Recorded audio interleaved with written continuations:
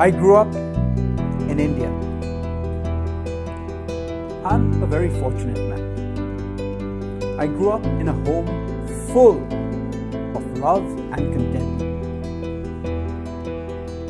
My mom and my dad, they were sterling examples, and they set stellar standards for all their children. And one part of my good fortune is that I have a twin brother. Now, in the 1960s and the 1970s, when we grew up, the world was very different. The times were different. India was different. But even back then, way back then, we had our own version of the American dream. You might want to call it the Indian dream. And it went like this: son, you can be anything you want, as long as it is an engineer or a doctor. Those were our only genuine career choices for the fortunate few. So that's what happened. My brother becomes a doctor, I become an engineer. My voyage into engineering starts as an apprentice in this shipyard. And even though I was comfortably well off, I had never been exposed to the rough side of a shipyard. Despite all that, I was blown away by human ingenuity when it is expressed through engineering. I had seen people without education having marvelous ideas. I couldn't believe what people could do together. Huge engines, it was just marvelous. I was blown away. I came to love engineering, relish it, challenge it. I wanted to be an outstanding engineer. Now, if you fast forward about 10 years, right on this ship, I was one of the leaders of the engineering department. And unfortunately, my team made a mess of something called ballast operations, and we almost broke the ship in port. Fortunately, it got corrected, and after everything was over, the leader of the other department, the chief officer, he came into the control room where I was sitting with my team, and he exploded. "Rashid, what's the matter with you? We almost lost our ship today. Can you imagine the whole press, the ports, oil in the water? What is the matter with you? Why am I surrounded by such a bunch of idiots?" And then he said, "You don't have to be crazy to work here, but it helps." And he walked off. Now, I had multiple feelings, mixed feelings. Of course, I was a little humiliated. He had just shouted at me in front of my full team. But we had a code of conduct. We are more thick-skinned than crocodiles. We give the alligators an inferiority complex. Nothing bothers us. And I was also amused. This was a line I said, "Okay, I'll remember this." And the moment chief officer messed up, I went to him, "Chief, don't have to be crazy to work here, but it helps." It was a line that I remembered. Fast forward another 10 years. I've come to the United States, I've settled ashore, I've got a few degrees, and I've become a project manager, and I find I'm repeating this phrase to myself a lot. Why did I end up with all these problems? Someone just sold it. How am I supposed to solve some of these problems? You don't have to be crazy to be a project manager, but it helps. I was saying this to myself a lot. Fast forward another 10 years, and here I am, speaking to all of you. Thank you for being here. I stand here grateful for this opportunity to make some contribution. I stay here before you, mindful that we are strangers. And in some way, we are all entangled, enmeshed in a web of common interests, of common hungers, and of a common humanity. And I am humbled by the knowledge that if you and I direct your attention to what I'm going to talk about today, we will not be strangers if we direct our attention through knowledge to our common interests and our common humanity. Thank you for being here. Thank you, PMI Jim, for organizing this. Today's talk, 3 insights and 1 caution. That's it. 3 insights from the world of psychology, 3 insights that I wished I had heard when I had first started sailing, and 1 caution. If you pay attention, they will help you to be successful in project management. I also want to say that when I grew up, we were very dismissive of the humanities. Where I grew up, if you were good, you went into the sciences, and humanities was no part of my existence till much later in life, when I started listening to people like Steve Jobs, who said that there is a magic place that lies at the intersection of technology and of the liberal arts. And he always tried to place Apple right at that. He said, here is the core of success. Why don't we listen to Steve Jobs describe it himself? It's in Apple's DNA that technology alone is not enough. It's technology married with liberal arts, married with the humanities, that yields us the result that makes our hearts sing.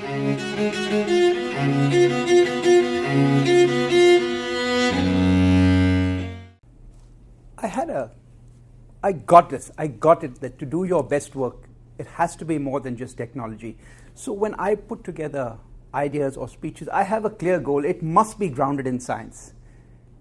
It must have some element of the humanities, but it must also contribute to success. In today's audience, project success.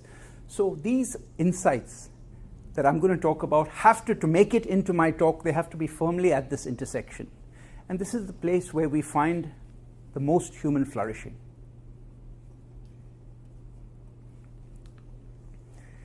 Jim is right. I am very fortunate that I read avidly. Some people associate reading with being a geek or a nerd, and I can't think that you couldn't be more wrong. Through books, economically, I feel like I am a detective. You want to go deep in any subject, anytime, you will find answers in books. I feel sometimes like I'm an explorer. Completely new fields out of my business. They're so exciting, they're so full. You can draw you into areas of new knowledge just by reading a book. Furthermore, I feel like a conductor sometimes, because the more you read, the more you recognize that all knowledge is somehow connected to each other. Economics is connected to psychology, is connected to project success. It all comes together, and it made me feel that I had a richness of knowledge because I was reading a variety of books. And as he said, I evangelize public speaking, so too do I for reading. I read a lot when I was young, but when I came to the United States, I stopped for about 5-10 years. And only when I was doing my project management exams and people started talking about books did I go back into it again. So in case you don't read, with everything inside of me, I encourage you. Read regularly and read a lot. Something else also happened after I started reading a lot. I began to have a healthy irreverence for negativity. When we grew up, we used to complain about this and that. It just seemed completely normal. It made me feel sophisticated, superior, that I could see through politicians and management. I didn't realize that there was a negative element, and it was never discussed. It was through reading books that I became aware that this is an insidious force. And finally, when I was reading a book called The Power of Focus, I happened to get in touch with one of the authors. We're just trying to conduct some business. And he's very famous. He coaches some of the top business executives in the world. And at the end of our business, I asked him, if you could give me one piece of advice, or 2 or 3, what would it be? And zero hesitation, the first thing he says, I tell this to all my clients, stay away from negative people. Just stay away from negative people no matter what. And this time the message sunk in a way that it hadn't before. Yeah, we all hear people saying be negative, be positive, good energy. But here was someone who was counseling people very high up. I'm sure he charged the bomb. And if this is the first thing that comes out of his mouth, I better pay attention. And I stopped using phrases like this altogether, because I did recognize that even though it sounds sophisticated and smart, there is more, it contaminates more than it contributes. Let me try not using it and see what happens. And life went on just fine. Then, there's another excellent book. Have you heard of Sean Achor, anyone? He's very famous in this field. When I was reading this book, I just took one word. This thought came to my mind. Take away the word crazy and replace it with happy. And everything changed. So this is the first idea that I want you to think about. You don't have to be happy to work on your projects, but it helps. This is very different from me coming as a leader and giving you, cheer you on, because then you say, who's this idiot to talk about all this nonsense? But here, it's a choice. You don't have to be happy. You don't have to bring the best of yourself, but it helps. If you want to help. So this is an idea that sunk in, and what was remarkable, it was just one switch of one word. And it changed my outlook. That especially in a leadership position, I have to do whatever I can to help everyone. And here was a relatively easy way available to me at any time. This is the first idea I want to leave you with. Now, this is Colin Powell. Everyone knows who he is? Anyone doesn't know who he is? Anyone doesn't want to put their hands up? Because I can read your faces and they're not lining up with your hands right now. Okay, he's a very famous guy, immigrant from Jamaica in a rough area of New York, went on to become a general, the head of the Joint Chiefs of Staff, Secretary of State. And like all famous people, he ends up writing books. And this is a magnificent book. And I keep saying I'm a fortunate guy. I was fortunate that somehow or the other this book came into my world. And he talks, one part of the book I remember more than anything else. He was young, like you all. He was sitting down in a ceremony and he heard an old guy saying this. That person said to all of them, the graduating cadets and other young officers, says, the organizations in this world, they don't get anything done. The army does not get anything done. Necessary Bridges doesn't get anything done. PMI doesn't get anything done. Plans, they don't get anything done. Projects don't get anything done. Programs don't get anything done. Only people get things done. And all the organizations and all the plans and all the projects will either help or they will hinder people. And he said that was the wisdom that shaped his life. Every question, how can I help people to get things done? Is my organization helping them or hindering them? Am I, as a project manager, helping or hindering? Very relevant questions. To which I want to add, it's clear to me that happiness, whatever that means, helps people to get things done. And a lack of it hinders people from getting things done. Even something as simple as me speaking to you or you listening to me. If you are happy, which we will go into, you will get much more out of this 1 hour.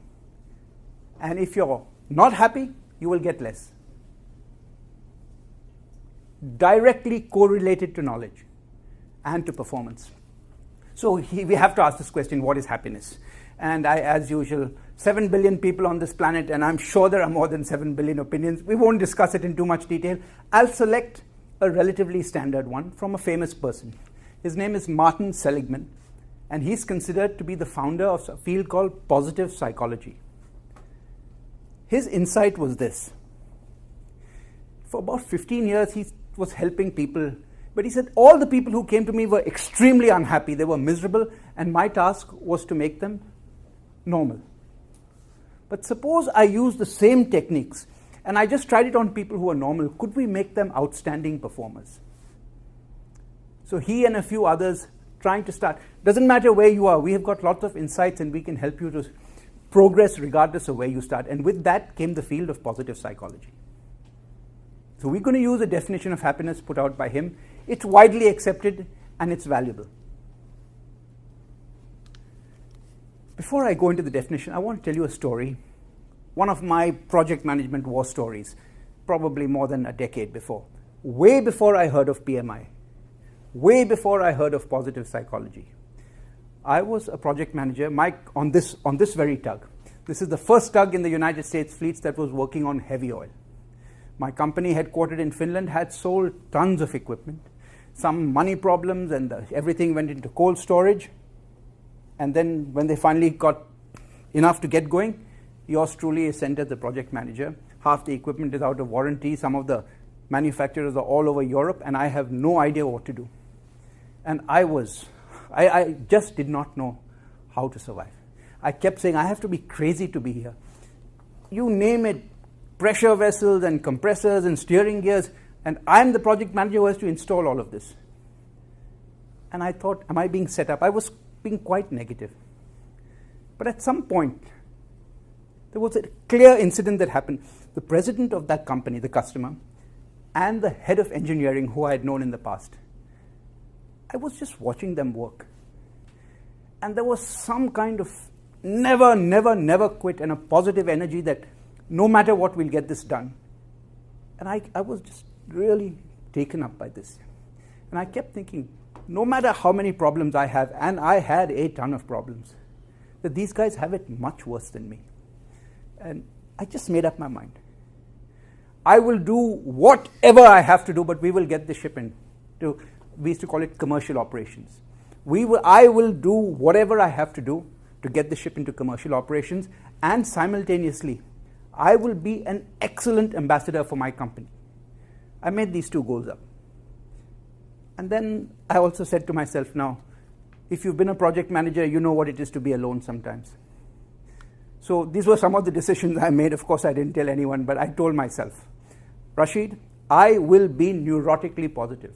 No matter what happens, I'll be positive. I will be neurotically rational. I will think and think and think, and nobody is going to bully me into a decision that's not going to work for the customer, not even the president. And I'll be neurotically optimistic. I'm just going to believe that everything's going to work out. Well, anyway, it was a struggle.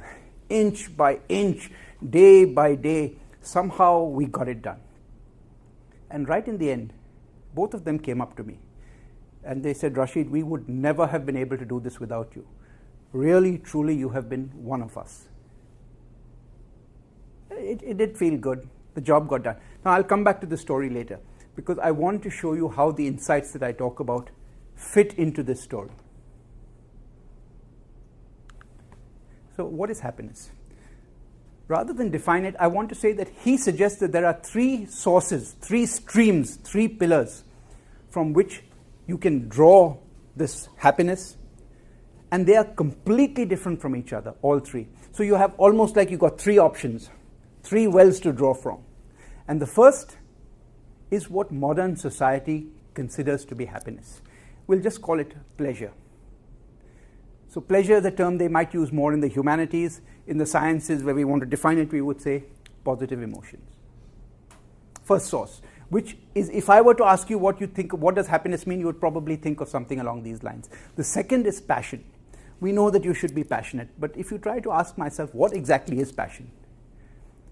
A more science, more down-tone explanation will be it's a form of engagement. It's a certain way of paying attention. And the third is purpose. You must have a purpose. A more balanced explanation will be, what is the meaning? So these are three sources of happiness, which he has studied extensively and are options if we want to use the approach of positive psychology. Now, I don't want to go much into pleasure, because that is what everyone knows what it is. I would sum it up, it's some combination of positive emotions, high positive energy. But today, more than any time before, the life sciences are telling us that it all comes down to pleasant body sensations. Whatever you like in life, if you like coffee, it really is because there are pleasant body sensations. If you like sports, it's because there are pleasant body sensations.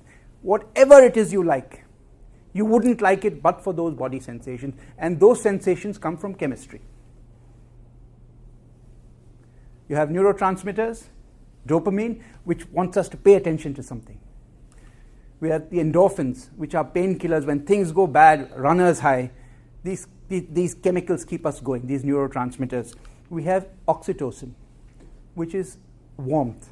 If I come and shake Alok's hand and we really bond, then you'll see that our oxytocin levels have gone up. When we shake hands, when we put our arms around each other, you can measure it. Oxytocin goes up. It makes us feel warm. And finally, there's serotonin, which calms us down. A good afterglow after something is serotonin. So your well-being in life, as per the life sciences, comes down to these chemicals.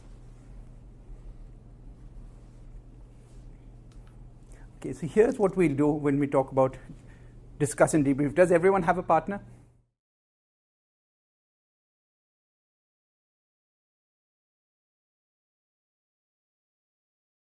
But now I want to say that this is what you know, one stream.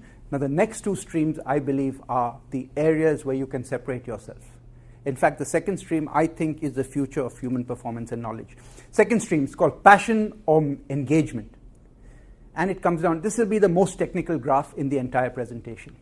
So when we say I have stress, it means certain chemicals are circulating. They are called the PTA axis, pituitrin, thalamus, and adrenaline, and cortisol, and you've heard of them. But if you have almost no chemicals circulating in your system, you're bored and you have no stress. But it's like the Goldilocks conditions. If you have just the correct amount, it's called eustress. It's a good stress. It gives you energy. It gives you fuel. And this is the zone of optimal performance. It's called flow by psychologists today. And so in this flow state, I could ask you to do a very complex mathematical formula calculation, and you would do it like this. And the same you with extreme stress would not remember 911 and not be able to dial it. So how you function is very much determined by how much stress chemicals are doing their job. This is the heart of engagement. So it's called flow, but here are some characteristics of flow. You completely forget about who you are. Totally no awareness of self, no awareness of time. And in a true flow state, you feel effortless. Sports, music, these are the most common flow experiences. But if you've done it, you know what effortlessness means. And richness, it doesn't mean wealth. It means I'm using all my resources. My body is working, my mind is working. I'm able to have fabulous vision of everything that's going around. This is a characteristic of flow. But what's important for us as project managers, it is experienced far more at work than at home. Paying attention to your task. Second, it is associated with mastery. If you want to get better at something, practice in the flow state. And finally, it's almost never recognized as a source of happiness. So here we have a gem, a treasure that's available to us, but we don't even recognize it as a source of happiness. To make it even more simple, flow is a state between boredom and anxiety. If I could come on your projects and see how many people are bored, how many people are anxious, and how many are in between, I can tell you how well your project is doing. Same person in a state of anxiety cannot do much work. Just cannot. But what's beautiful here, it's simple. You're in flow, it's a state between boredom and anxiety. Just keep saying this to yourself over and again. Am I between boredom and anxiety? And how do you get into the flow state? By challenging yourself against your current skill set. Let me explain to you what I mean. Like, let's say I want to memorize this talk. Previously, I could memorize the opening and the closing, but now I want to do a little bit more than my current skill set. So I'll remember 3 stories. So the key is when you're doing a job, even if it's a spreadsheet, try to do it a little bit above your current skill set because it captures your attention, but not by too much, because then you become anxious. And once when I gave this talk in Austin, someone came to me at the end. It was a big PMI day. And he said, Rashid, this is the single best slide I have seen all day. And it made me go back and think about it. And I realized that here is a heart of democracy. You don't have to be rich. You don't have to be poor. It's irrelevant. You don't have to be a man. You don't have to be a woman. You don't have to be a this tribe, that tribe. Nothing matters. If you can focus and keep yourself between anxiety and boredom, it doesn't matter. I can have the most fancy offices and I can work in the huts. If people are working in poverty and they are able to get into the zone here, they will do better than us. It was just completely an awesome revelation to me. This is powerful. Doesn't matter where you are. If you can concentrate on your task, you will become better at what you're doing, you will acquire mastery, and you will perform better. And how do you get into flow? By challenging yourself above your current skill set, but not too much. If you can get everyone on your projects to focus this way on the task, do it just a little bit better, just a little bit better. Performance will be as good as it's going to get. And I want to say this again. We don't even recognize this as a source of happiness. And now I want to hammer this message home. Ask you, imagine, what does happiness look like to you? For me, it would be when I was young, we were cheeky and thought we knew everything about the world. Okay, so maybe this person's happy. What does happiness look like? That comes from the science of face expressions. They have face expressions now. This is what a classical happy face expression looks like. So these come to my mind. When I think, what is happiness? Sometimes there's just sheer exhilaration of doing well in sports. I mean, I'm a guy, I have to confess, I fantasize about doing all this, and so do all of you, so don't say anything. But yes, you can associate. This is exhilaration. This is a person who is thriving because something fabulous is going on inside of him. I can associate this with happiness. I can associate this. You do a sport, and there is novelty. There's complexity, there's uncertainty all around you. Your whole body, your attention is completely captured. You have no idea of self, time. This is where you feel wonderful. We can associate this with happiness. This person is in a good place. We can associate this with happiness. Music. It takes anyone, anywhere in the world into a very good place. These people are between boredom and anxiety. They're in a good place. I can associate this with happiness.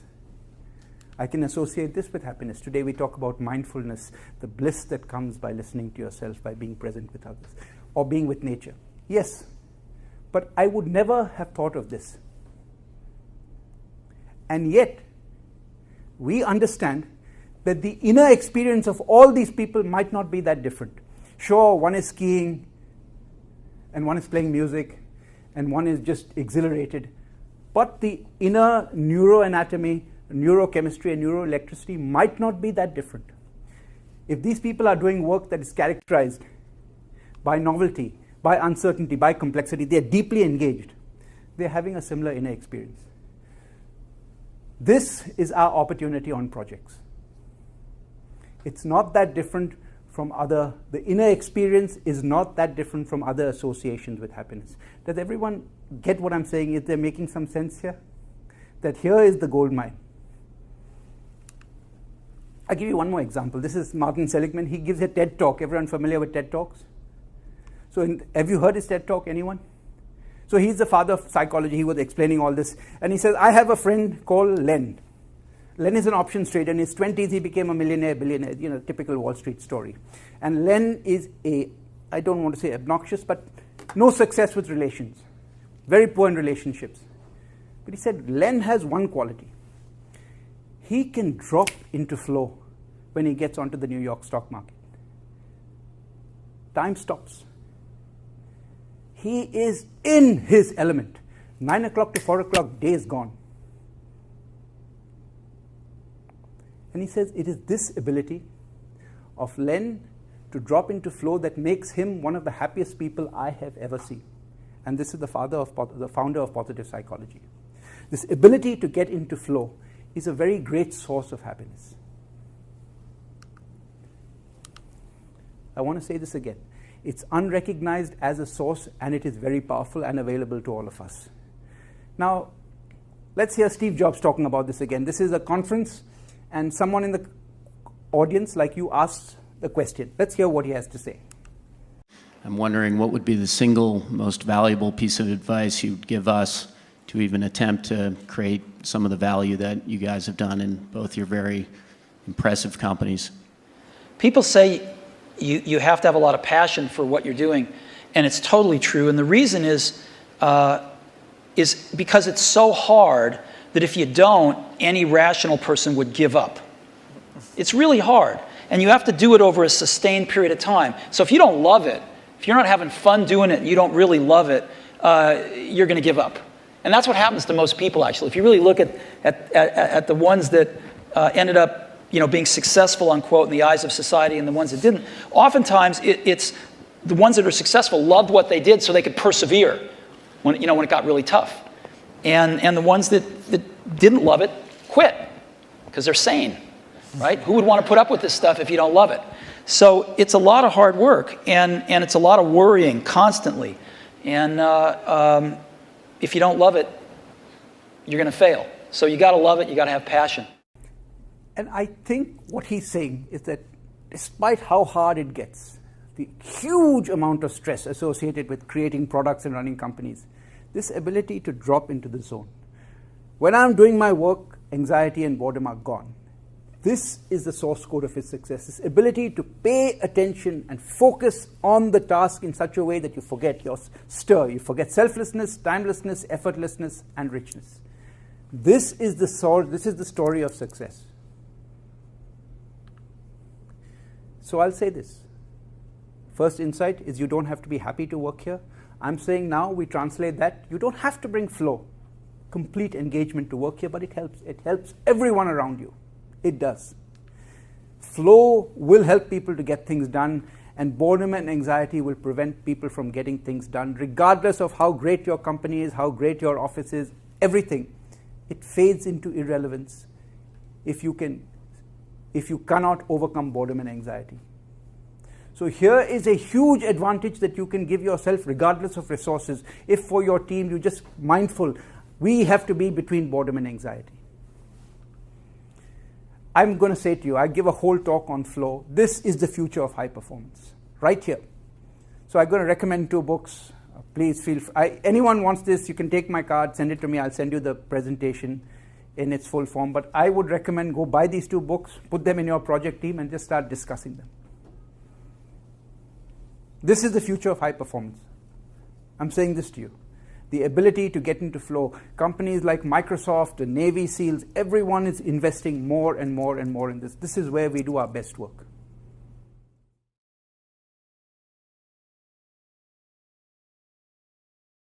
To get into flow state, know yourself, know your current skill set, and challenge yourself just a little bit above that.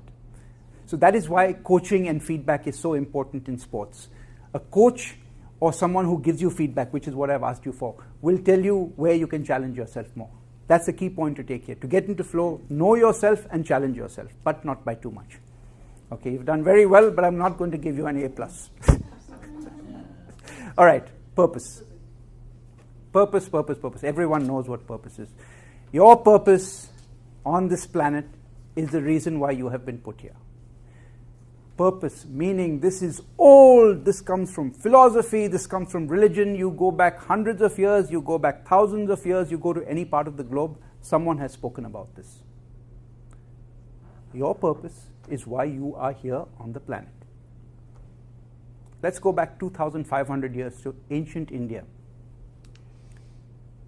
Today he's thought of as a religion, but really he was the equivalent of a thought leader or a scientist who wanted to investigate why people are suffering, and this was what he found. Your work is to find your life's work, and then with everything you've got, give yourself to that work. This message is as contemporary today and as universal today as it was 2.5 centuries ago, 2.5 thousand years ago. Here's from Germany, 140 years ago, famous writer. If you have a why, you can endure anyhow. If you have a why, you can endure anything, even if it is just taking care of an aging parent. If you know that this is what I am going to do, you can endure anything. Nothing comes in the way.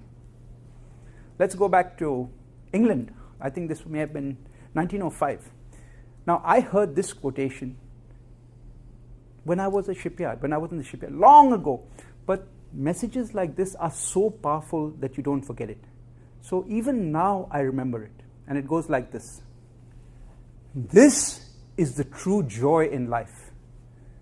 The human being used for a purpose recognized by yourself as a mighty purpose. The human being a force of nature, not a petty clod of ailments and grievances complaining that this world will not devote itself to making you happy. I believe that my life belongs to my community and my society, and as long as I live, it is my privilege to serve it. Life is no brief candle. No, it is a splendid torch that I have been given to hold on for a moment. And I want to make it burn as brightly as I can before handing it on to future generations. 30 years ago, and I still remember it. Once you get a sense of meaning, it completely captivates you. Here's another famous one from the United States. Two most important days in your life: the day you are born and the day you find out why. Fairly common quote, but it's still true. Have you heard this JFK and the janitor story? Some of you may have. So that time there was the Soviets were ahead of the United States, and JFK had fired up the nation, and he had given a speech right here at Rice University, and we were going to put a man on the moon. So he was touring one of the facilities, and he met into a janitor. And he goes up to him and says, "Hi, I'm Jack Kennedy, what you doing?" And the janitor replies, "I'm helping to put a man on the moon." That is what it is to have a project or an organization that is driven by a mission. Everything is easy to bear if you're looking at the mission. So what are the characteristics of purpose? We know that happiness comes down to chemicals and flow comes down to the state between boredom and anxiety. Here, it's not about me. It is not about me. This is not about me. My project is not about me. It's about something that is more important than me. Characteristic of purpose. And it's also very, very relevant in business. This is not just philosophy and, motivational speakers. Jim Collins, anyone familiar with him? He's considered to be one of America's top business analyst writers. He's a little aged now. They say about this book, Good to Great, if you read only one business book in your life, read this one. So let's hear him talking about great leaders in business as they discovered from a huge research project which went behind this book. In fact, some of the greatest leaders we studied had a charisma bypass. And we should never confuse charisma with leadership. They're very, very different ideas. The key to the great leaders that we studied was their humility.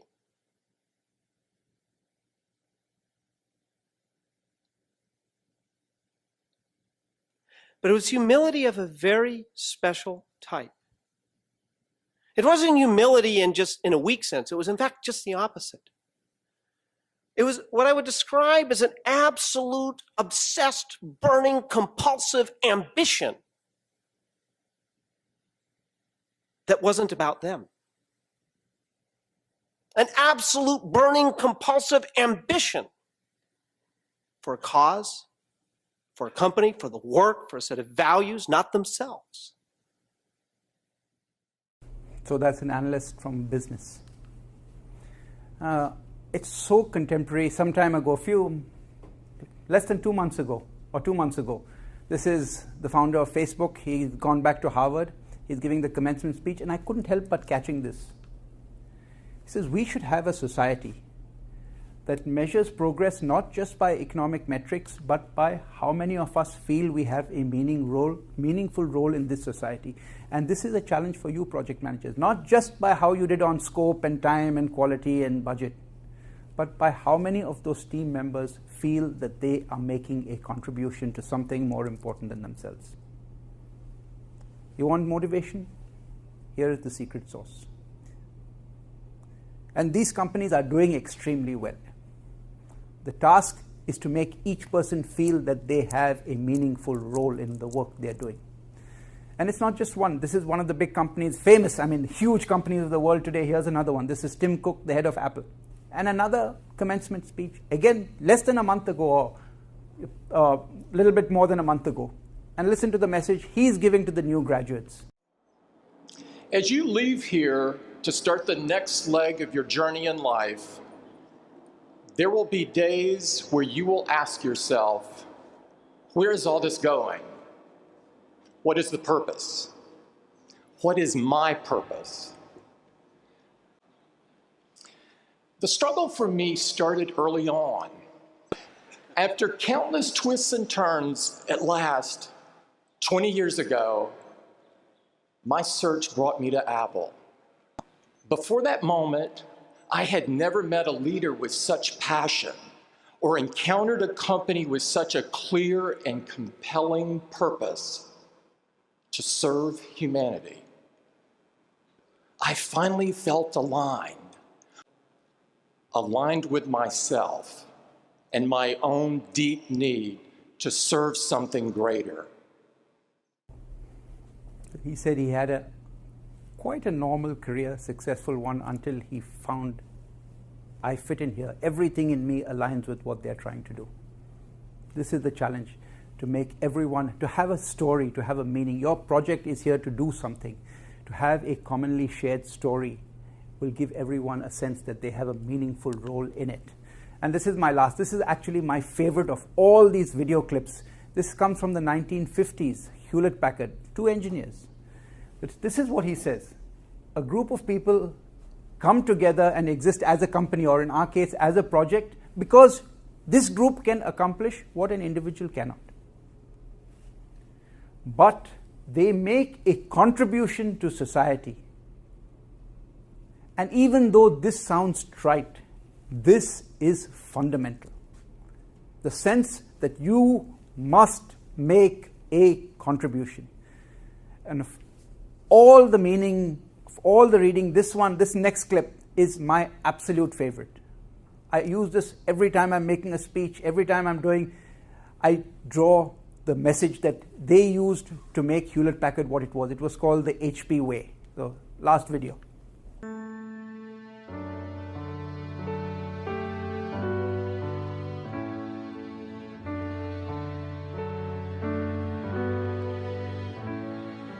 There's this story of 2 people in a garage on Addison, and they were tinkering on the weekend, and they're engineers, and they built this billion-dollar company.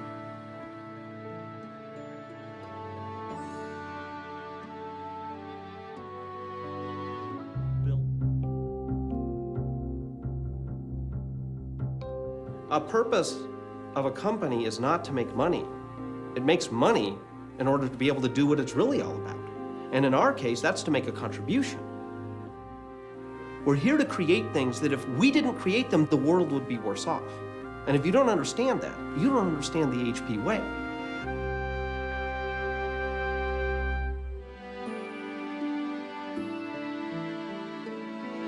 The thing that I fell in love with was there was an immense pressure to make a contribution. That was the key phrase, that you had to make a contribution, that you didn't just bring out a product because you thought you could make money on it. You brought out a product because you thought there was some dimension in which it was significantly better.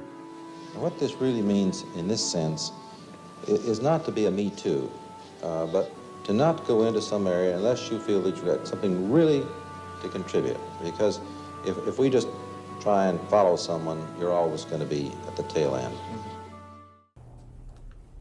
That's probably my favorite line.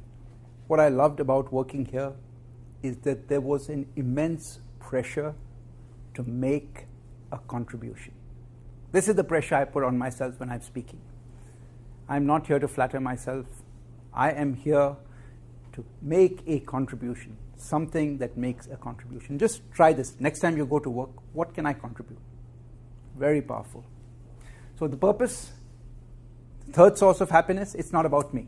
First source of happiness is pleasure. Second source is between boredom and anxiety. Third, it's not about me, it's about something that's more important than me. And now there's the other side of it. If you don't know where you're going, all roads will take you there. If you don't know where you're going, you're already there. So this comes back from another 2,000 years. If you bring forth what is within you, what you bring forth will save you. If you do not bring forth what is within you, what you do not bring forth will destroy you. Live with a meaning, something more important than yourself. Ancient message. This comes from the Gospels. I think this is the spoken word of Jesus Christ before the Bible officially came out. So let's sum up. Purpose, it's not about me. It's about something that's more important than me. Let's equate it with our big idea. You don't have to bring purpose when you come to work, but it helps everyone around you. Purpose will help people to get things done. They will be able to do anything. And purposelessness, even if all the tools are in place, it will hinder people from getting things done.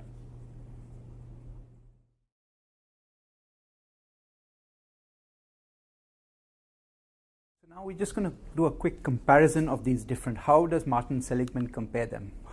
Where do they stand with each other? A quick recap. Pleasure is about neurotransmitters. It appears to be more and more. Science is telling us Engagement is your ability to get in a certain state of attention between boredom and anxiety, meaning something more important than yourself. But we are told that if you get this pleasure, it depends most on your hereditary and it lasts for a short while. Lasts for the shortest while. If I have a sip of, let's say, a beautiful drink, I feel good, but it's just for a short while, then it goes away. Passion, it depends less on your hereditary and the afterglow lasts longer. Purpose, it is the most long-lasting and it depends the least on your hereditary. So if you're looking for a source and you feel it's not in your genes, it's right here. Find something that is worthwhile that captures your attention. This is how he compares it. But what Martin Seligman says is, just as the good life, when he says good life, he talks about engagement is beyond the pleasant life, the meaningful life is beyond the good life. So he's categorizing them. From his experience, a person who has a meaningful life is best off, a person who can engage is second best off, and a person who has pleasant feelings is least best off, though they are all essential. And here I found this statement. This is from one of the founders of Sony after World War II. It's a big Japanese company, but he was an engineer. And he said, my task is to create a place of work where engineers can feel the joy of technological innovation, be aware of their mission to society, and work to their heart's content. And this one statement captures everything that positive psychology is all about way before it was born. Just change the place project. Establish a project where the project team can feel the joy of creating the deliverables, be aware that this is making a contribution to society, and work to their heart's content. Bring your attention to it, right here. All of it's been around for a long time. We are creating a structure to it so that we can harness its power. Now I want to upgrade this a little bit. Everyone has been studying happiness from the beginning of time, and nobody agrees on what it is. The Greeks studied it. Aristotle called it eudaimonia. But today, if you translate the Greek word, it really means human flourishing, as opposed to happiness. So if we just switch that word from happy, you don't have to be happy to work here, to I don't have to bring human flourishing to work here, but it helps. It becomes far more powerful. You don't have to bring the best of yourself to work, but it helps. If you are flourishing, it helps everyone around you. Same for this happiness. You just change it to human flourishing is what helps people to get things done. And the absence of it prevents people from getting things done. Okay. Once upon a time, everyone thought the earth was the center of the universe and the sun went round. This was going on for about 4,500 years of knowledge. And the geniuses of that time, Mr. Ptolemy, he came up with a full explanation of how the stars work. It was valid. That's what people would have thought. That's what you and I would have thought if we were back then. But Mr. Copernicus comes along and says, let me switch one assumption. Just let me switch one assumption. Let me presume that the sun is at the center of the solar system. And he comes up with a model that is much better. Today, whenever we have a change in the basic understanding of how things work, we call it a Copernican inversion. Nothing in the world changes, our understanding of it changes. And it's important because today, positive psychologists tell us that we are in the midst of another Copernican inversion right now. That we all think, our parents taught us, that if we are successful, we will be happy. Work hard, study hard, do this, do that, and then you will be happy. Success leads to happiness. Positive psychologists saying, no, this is not the way it works anymore. We are telling you that exactly the opposite is true, that if you bring human flourishing to whatever task you're doing, whether it is studying or, that is the greatest chances of getting success. So the third big idea here is that human flourishing is a precursor of project success more than it is a consequence of it. I think this is a key takeaway for me. If you want to be successful, don't focus on it as a goal. Just bring human flourishing to all you're doing, and the odds of achieving your goal will increase. That's the third big idea. So let's summarize quickly. We want all these ideas, bring the best of science, humanities, and success together. Don't isolate yourself in one circle. You don't have to bring human flourishing to anything you do. You don't have to. Not at home, not anywhere, but it helps everyone around you. Does anyone disagree? Ooh, I know I'm good. Does anyone disagree? I mean, you basically can't disagree with this. It's right. Second is human flourishing is what helps people to get things done. Don't focus on saying, I'll be happy once the task is done. What can I do right now to bring the best of myself in? Feel good, focus, have a meaning. Third, important. Whatever you're doing, even if you're coming to listen to a speech or preparing a speech, start with being the best version of yourself, and you will leave with the most. I will probably give you the best information I can, and if you come here from the start that I'm going to have these three, you will leave with the most knowledge. Coming back to the story, I can clearly see now that having said this, I'll be neurotically positive, neurotically optimistic, neurotically rational. Somehow it made me have positive energy all the time. It made me totally focus on the work. I just forgot the rest of the world. And this concept that I watch those guys working, they have a much harder job than me. I will do whatever I must do. I will get the ship out, and I will be a good ambassador for my company. Basically, it all fit into place before I started. This is proof that it works. It worked for me, and it can work for you. It can work. It can work. You are the leader of your project. And if you're not yet, you will be. You have a leadership role in your family. You have a leadership role in society, whatever it is. And now the caution. This caught me by shock. Everyone says, be careful of anger, be careful of jealousy, be careful of this, be careful of that. No, psychologists tell us this is the most corrosive, the worst of all emotions. If you treat someone with contempt, you are doing them more harm than anything else. The work comes out of a psychologist called John Gottman. He would study couples and he would see what kind of stress they got into in a difficult situation, and he would map all their emotions. Lots of neurotically rational work like Patrick and me would love. But what he found, he could predict like this which couples would be married and which wouldn't, primarily based on whether they treat each other with contempt or disgust. If I'm angry with you, we will survive. We are equal. The problem with contempt, this is what it looks like. So if you see it on your project, be careful. Contempt says, I am superior to you. And it's supposed to be so harmful that your immune system stops working. People who have colds regularly, people who are falling sick, who can't function, they may be at the receiving end of a lot of contempt. This is the worst thing you can have on your project.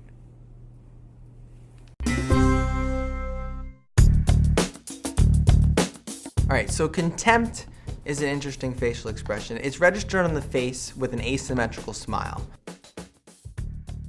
Contempt is when you take the moral high ground or you think you're better than the other person.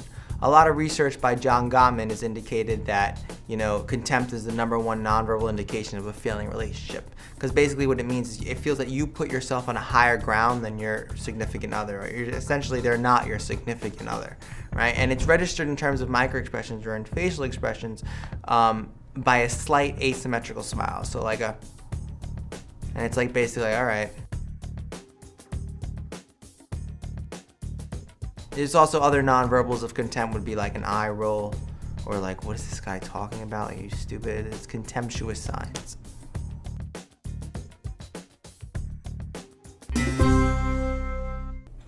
So beware of it.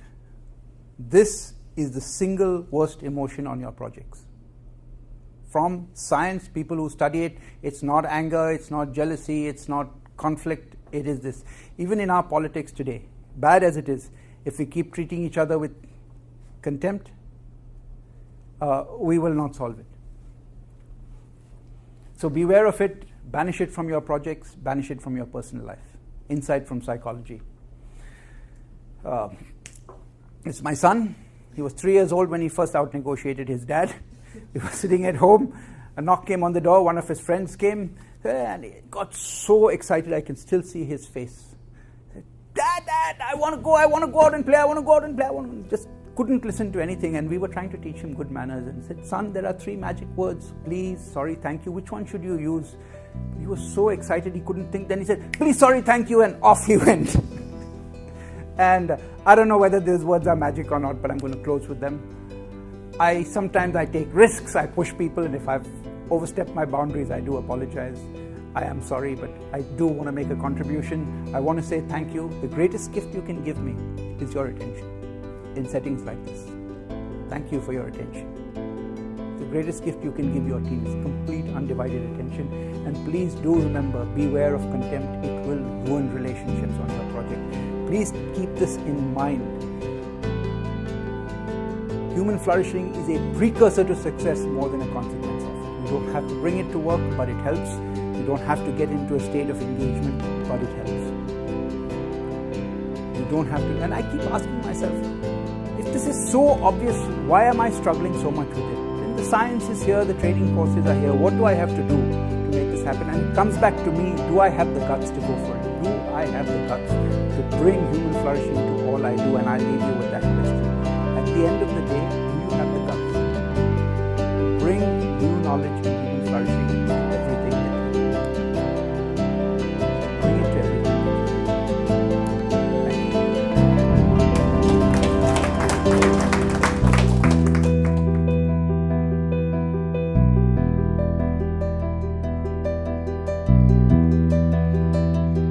I thought a couple of things I took away from the presentation. One, the importance of energy, voice, and intonation and fluctuation. I thought Rashid was powerful in that. Using stories to connect people to what your message is right out of the gate. Did a phenomenal job. It was noticeable in the room how everybody got quiet. But certainly positioned even me, because I came in late, I was rushed, hurried, and often get caught in meetings, and I'm like, well, is this something I'm going to stick into or run? And he definitely captured my attention, and I stayed the whole time. But the message itself I thought was important, because when I read the title, I'm like, psychology for project success or insights, intrigued, but I don't know how relevant that would have been for me until you really hear the points around what's motivating people, getting people into the flow or the zone, connecting passion, purpose, and maybe challenge it, remembering to connect people to purpose and to get the best out of them, to get the best performance. It's not all about drilling people on the metrics. There's more to getting the best out of the team. It's something that I think is timely and resonated, so very happy I listened to it. I thought there were also a few good books and other tips to take away that I'll certainly go back and read. Some I have read, some good quotes I wrote down that I will use. So overall, I thought a great presentation and motivational, inspiring in many ways. I thought, just thinking in my leadership meetings that I go to where my boss is, I'm like, this would be a good guy to come talk to our 16 markets or the leaders of those markets and remind them of some of the principles discussed today.